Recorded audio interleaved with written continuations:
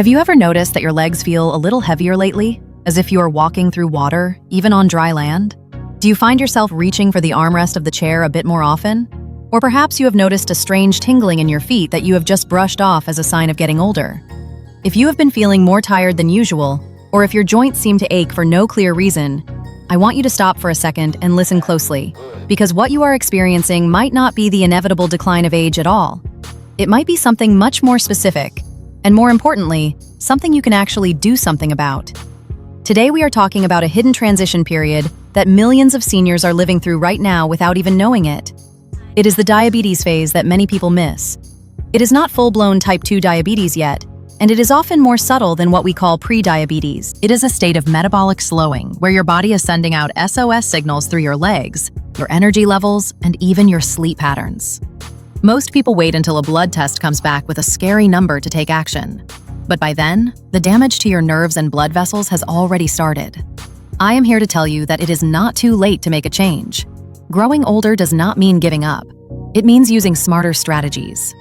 In the next few minutes, we are going to uncover the hidden culprits that are draining your strength, and I'm going to give you a clear roadmap to reclaim your energy and protect your independence. We will look at the surprising foods that might be weakening your muscles, and the simple daily shifts that can turn your body back into an energy-burning machine. Before we jump into the heart of this, I want to say how glad I am that you are here, taking this step for yourself. If you care about staying healthy and independent for the long haul, consider subscribing to our channel and turning on those notifications. We share the kind of senior health insights that often get lost in the shuffle of a busy doctor visit. And just to get us started, I would love to know where you are joining us from today. Are you watching from the United States, Canada, the United Kingdom, or somewhere else entirely? Drop a comment below with your location. It always warms my heart to see how far our community of proactive seniors reaches. Let's start by talking about the first big sign that people often miss, which is the relationship between your muscle strength and your blood sugar. We often think of diabetes as just a sugar problem, but for those of us over 60, it is actually a muscle problem first. You see, your muscles are like a giant sponge for the sugar in your blood. When you eat, your body breaks down food into glucose, and your muscles are supposed to soak it up to use as fuel. But as we age, we naturally lose some muscle mass, a process called sarcopenia. When that sponge gets smaller or less efficient, the sugar has nowhere to go, so it stays in your bloodstream. This is the missing phase where you might feel your legs getting weaker or your balance feeling a bit off. You might think your knees are just acting up, but it could actually be that your muscle cells are becoming resistant to insulin. Imagine a lock and a key. Insulin is the key that opens the door to your muscle cell. In this hidden phase, the lock gets rusty. The sugar stays outside the door, and without that fuel, your muscles start to feel like lead. I remember a gentleman named Arthur who told me he felt like he was walking with weights tied to his ankles every morning. He thought it was just his 80 years catching up to him. But once we looked at how his body was processing his evening meals and made a few small tweaks, that heavy feeling started to lift. It is about making sure those sponges stay thirsty for fuel. One of the best ways to do this is not through intense gym workouts, but through something I call the movement snack. Instead of sitting for hours, try to stand up and do just 10 calf raises or a few seated leg extensions every hour. It tells your muscles to stay open and keep soaking up that sugar. Next, we have to talk about something that sounds healthy but can be a real trap in this missing phase, and that is liquid fruit. I am talking about that morning glass of orange juice or the bottled smoothies we see in the grocery store.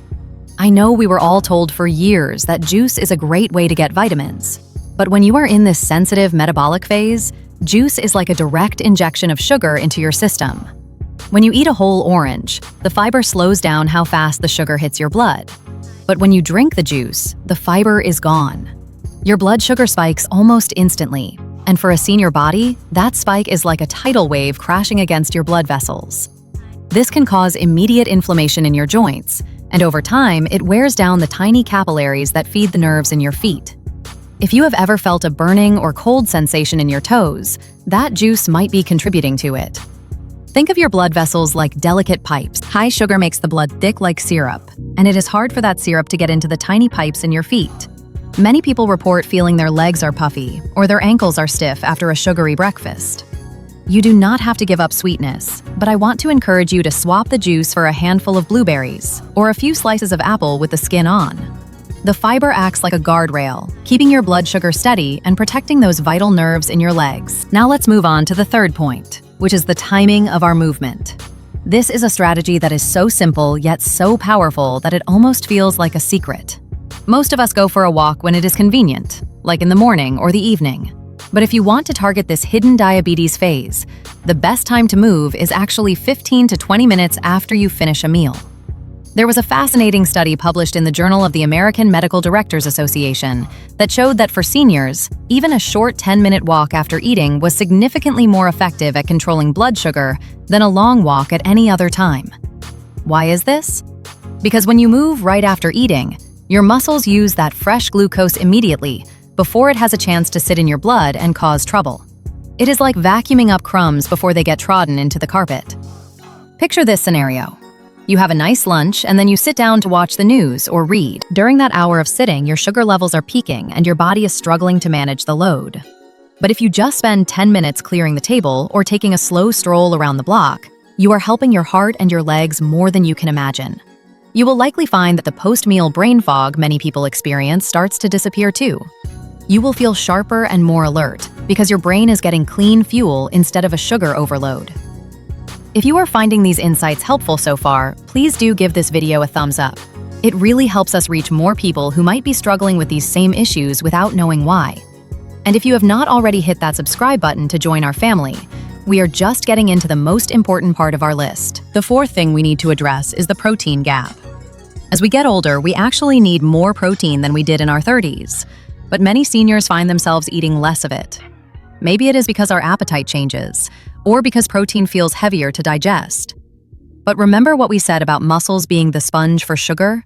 If you do not eat enough protein, you cannot maintain the muscle you have, let alone build more. This leads to a cycle where your muscles shrink, your blood sugar rises, and you feel even more tired. It is a hidden culprit for leg weakness and falls. I want you to think of protein as the structural support for your independence.